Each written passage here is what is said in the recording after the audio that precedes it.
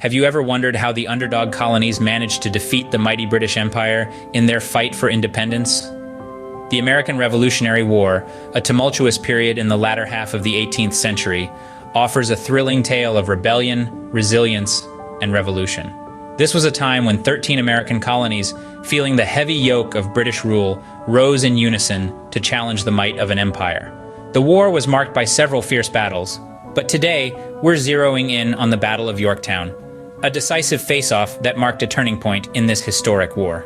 To understand the significance of Yorktown, we need to rewind a bit. The year was 1780.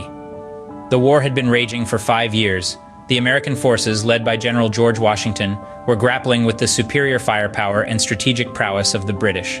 But the tide was about to turn. Enter stage left, the French.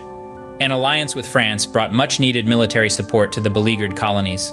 More than just additional troops and firepower, it was the strategic brilliance of French General Rochambeau that made the difference.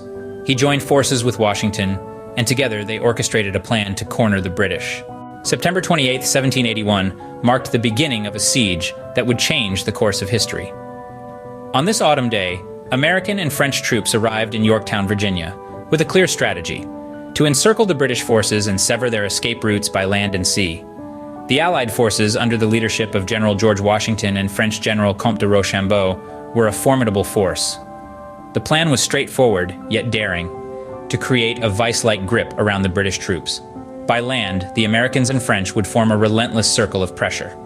By sea, the French fleet under Admiral de Grasse would block any attempts to escape by water.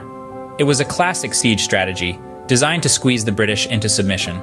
As the Allied troops began to establish their positions, the British, led by General Charles Cornwallis, braced for the inevitable. Initial skirmishes broke out as the British tried to disrupt the encirclement. However, the American and French troops held their ground, determined not to let their plan falter. While the soldiers clashed, another crucial task was underway: the construction of siege lines. These lines, essentially trenches, were dug by the Allied forces to protect their positions and provide a safe route for moving troops and artillery closer to the British lines. It was a laborious and dangerous task, carried out under the constant threat of British fire. As the days rolled on, the encirclement tightened. The Allied forces' strategy was working. They had cut off Cornwallis's escape routes, leaving his troops stranded in Yorktown. The British were running low on supplies, morale was sinking, and options were dwindling. The Allied forces were closing in, their siege lines inching ever closer to the British fortifications. Every passing day brought the British closer to an inevitable conclusion. The noose was tightening, and there was no room left to wriggle. The British under General Cornwallis were trapped, and the stage was set for a battle that would echo through the ages. As the days turned into weeks, the Battle of Yorktown escalated, with both sides engaged in relentless combat. This was no ordinary conflict, but a clash of wills, a test of endurance, a display of strategy and force. Key events unfolded that would sway the balance of the war. Among these, the capture of British redoubts 9 and 10 stands out. These strategic fortifications, once held by the British, fell into the hands of the American and French forces, bolstering their control over the battlefield. In a daring nighttime assault, American troops led by Lieutenant Colonel Alexander Hamilton stormed Redoubt 10, while the French engaged Redoubt 9. A fierce fight ensued, but the Allied forces were relentless. They surged forward, their hearts ablaze with the fire of revolution. By the end of the night, both redoubts were in their possession, a significant blow to the British defenses. The artillery, it played a crucial role in this battle. The Allied forces, with their superior positioning and strategic use of artillery, rained down a barrage of fire onto the British. The sky was ablaze with the streaks of cannon fire, the air filled with the deafening roars of the guns.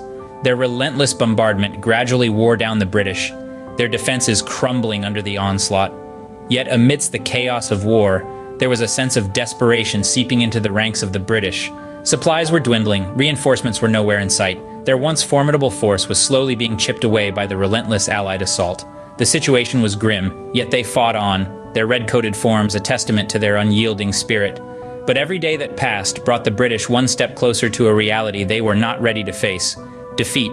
The Americans, with their French allies, were tightening their grip, their victory looming on the horizon. The Battle of Yorktown was far from over, but the scales were tipping. With each passing day, the American victory seemed more and more likely, yet the British were not ready to raise the white flag. On October 19, 1781, a momentous event happened. The British surrendered, marking a turning point in the American Revolutionary War. This pivotal moment in history is etched in the annals of time, a testament to the power of determination, strategic alliances, and a yearning for freedom. The British surrender at Yorktown was nothing short of a spectacle. General Cornwallis, while too embarrassed to attend the surrender ceremony himself, sent his deputy, Brigadier General Charles O'Hara, to present the sword of surrender. O'Hara attempted to surrender to the French General Rochambeau, who, understanding the significance of the moment, directed him to General George Washington. This surrender wasn't just a military defeat, it was a blow to the British morale and a signal to the world that the tide was turning. The surrender marked the end of significant hostilities in North America and set the stage for negotiations that would officially end the war. In 1783, 2 years after the Battle of Yorktown, the Treaty of Paris was signed. This crucial document recognized the United States of America as an independent nation, free from British rule. It also established borders that extended the United States westward to the Mississippi River, essentially doubling the size of the new nation. The treaty was a diplomatic victory, a testament to the power of negotiation and the importance of international recognition. The end of the Revolutionary War heralded a new era. The Battle of Yorktown had a lasting impact on the future of the United States. It laid the groundwork for the creation of a democratic republic, a nation rooted in the principles of liberty and justice. The United States, as we know it today, owes its existence to those pivotal moments in Yorktown. And so, from the ashes of Yorktown, a new nation was born, forever changing the course of history.